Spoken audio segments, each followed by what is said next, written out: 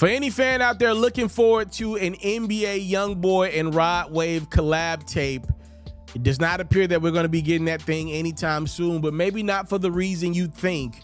Youngboy, in a recent interview with Bootleg Kev, said, Rod Wave is somebody who will be forever winning the game.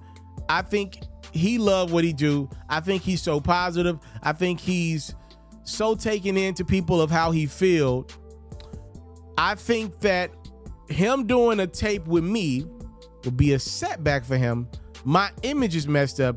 I think I gotta stay in my own lane, said Youngboy. I don't agree with Youngboy. Again, he's the artist. You should take his word over mine 10 times over. Obviously, Youngboy's in it. I just am looking at it from a fan and somebody that's covered music. I think there's so much overlap between Rod Wave fans and Youngboy fans. I believe if these two dudes were to get in the booth together or send over some records to one another and do a collab tape, I think that thing would be an absolute hit tape. I do. I think it would be one of them ones. You know, ironically, Ari Lennox was just discussing how when she did Rod Wave's last tour as the opener, she felt like she was kind of fighting with the fans that were there to see Rod Wave, who was headlining the show. And again, for those who are not familiar with Rod Wave's music, he makes a lot of sad rap. It's a lot of sad, nostalgic type of vibes in the music. He was definitely tapping into his emotions and his fan base tapping into their emotions. Ari Lennox trying to build you up. The fans were kind of rejecting Ari.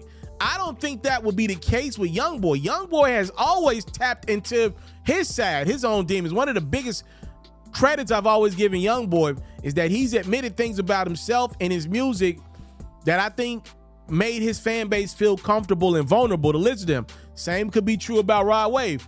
You could have a lot of Rod Wave on the choruses and hooks, which I think Rod Wave has always shined with his production side of things and who he works with.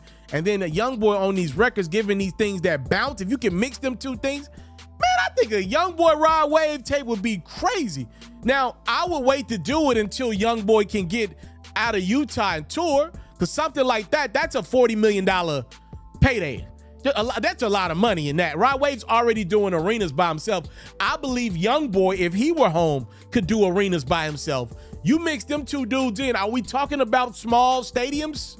Now, I know that sounds crazy, but I'm just telling you, if there were two rappers right now that could pull off a collab duo tour and do small stadiums, I would believe it to be Youngboy and Rod Wave, assuming Youngboy was free to move around everywhere and assuming they did a collab tape that was successful.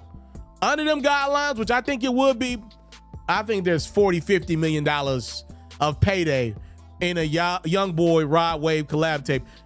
Few different reasons. Number one, Rod Wave doesn't do a lot of features.